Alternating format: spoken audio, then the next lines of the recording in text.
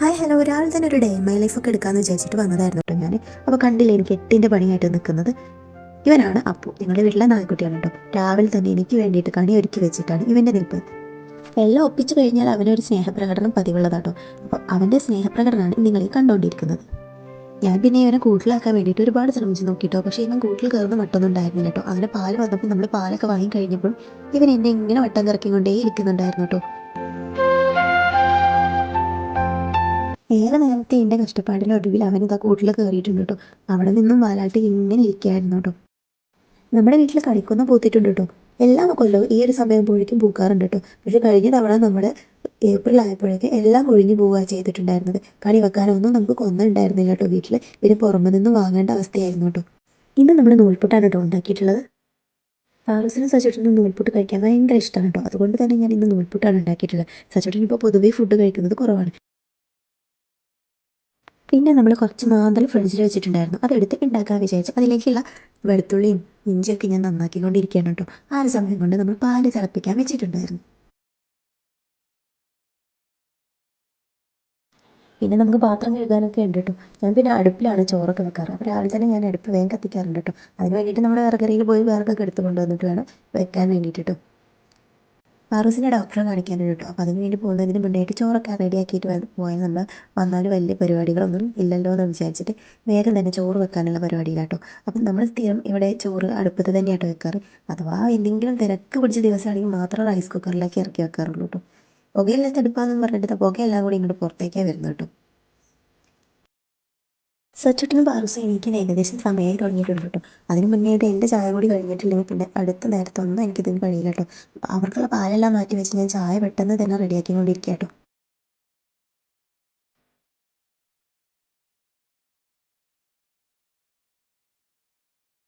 ഈ ഒരു സമയം കൊണ്ട് നമ്മൾ അരി ഇടാനുള്ള ടൈം ആയിട്ടുണ്ട് കേട്ടോ.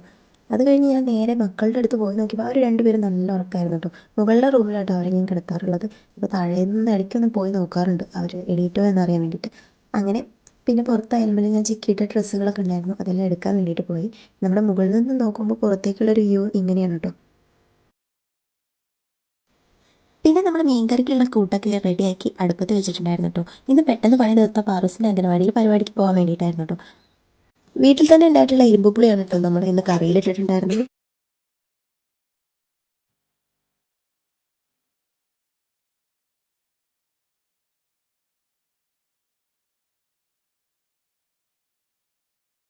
ചായ എല്ലാം കുടിച്ചതിന് ശേഷം വേഗം തന്നെ പാറൂസിനെയും കുട്ടികളുടെ അംഗനവാടിയിലേക്ക് പോയിട്ടുണ്ട് കേട്ടോ. അപ്പോൾ ഇന്ന് റെഡ് ഡ്രസ്സ് ഇട്ട് വരാനാണ് കേട്ടോ പറഞ്ഞിട്ടുണ്ടായിരുന്നത്. എല്ലാവരും ഇന്ന് ക്രിസ്മസ് ഒക്കെ അല്ലേ, അപ്പോൾ എല്ലാവരും ഇന്ന് റെഡ് ഡ്രസ്സ് ഇട്ടിട്ടാണ് ഉണ്ടായിരുന്നത്. അപ്പോൾ പാറൂസും അവളുടെ പുതിയ ഡ്രസ്സൊക്കെ ഇട്ട് വടായി കാണിച്ച് നിൽക്കുകയാണ് കേട്ടോ. അപ്പോൾ ഒന്ന് രണ്ട് ഫോട്ടോസൊക്കെ എടുത്തതിന് ശേഷം ഞങ്ങൾ വേഗം തന്നെ അംഗനവാടിയിലേക്ക് പോകാട്ടോ ചെയ്തത്. ഇന്ന് കുട്ടികളെല്ലാവരും തൊപ്പിയെല്ലാം വെച്ച് അപ്പൂപ്പൻ്റെ വേഷത്തിലാട്ടോ വന്നിട്ടുള്ളത്. പിന്നെ ചെറിയ രീതിയിൽ കലാപരിപാടികളൊക്കെ ഉണ്ടായിരുന്നു. പാറൂസ് പോയി പാട്ടൊക്കെ പാടിയിട്ടുണ്ടായിരുന്നേ. കലാപരിപാടികളെല്ലാം കഴിഞ്ഞതിന് ശേഷം ചെറിയൊരു കേക്ക് കട്ടിങ് കൂടി ഉണ്ടായിരുന്നു കേട്ടോ. അതുകൂടി കഴിഞ്ഞപ്പോൾ പരിപാടികളൊക്കെ അവസാനിപ്പിച്ച് ഞങ്ങൾ വീട്ടിലേക്ക് തിരിച്ചു കേട്ടോ. വീട്ടിലെത്തിയത് ഞാൻ നേരെ പോയത് എൻ്റെ വീടിൻ്റെ തൊട്ടടുത്തുള്ള കുളക്കടവിലേക്കാണ് കേട്ടോ. എൻ്റെ ഫ്രണ്ട്സ് എല്ലാവരും ഇവിടെ നിന്ന് മീനെ പിടിക്കുന്നുണ്ടെന്ന് പറഞ്ഞപ്പോൾ നേരെ ഓടിയതാണ്. നേരെ ഒരുപാടായിട്ടോ ഇവനിങ്ങനെ ചൂണ്ടക്കുളത്തും ഇട്ട് ഇങ്ങനെ കാത്തു നിൽക്കാൻ തുടങ്ങിയിട്ട് മീനൊന്നും കൊത്തുന്ന മട്ടൊന്നും കാണുന്നില്ല കേട്ടോ. കൊത്തുമ്പോൾ വലിച്ചു നോക്കുമ്പം ഇരയും കൊണ്ട് മീൻ പോയിട്ടുണ്ടായിരിക്കും കേട്ടോ.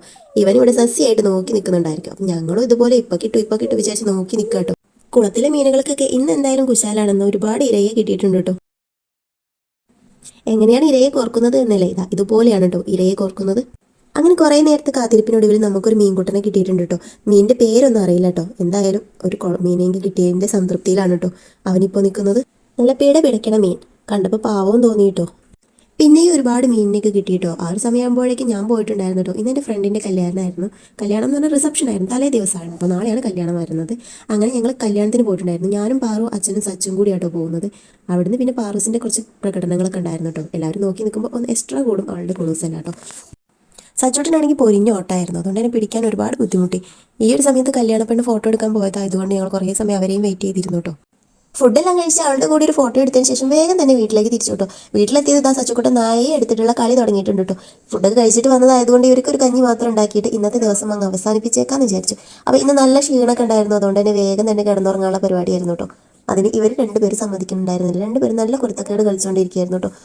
അപ്പോൾ ഇന്നത്തെ വീഡിയോ ഇത്രയേ ഉള്ളൂ. ഇഷ്ടമായി ലൈക്ക് ചെയ്യാൻ മറക്കരുത്.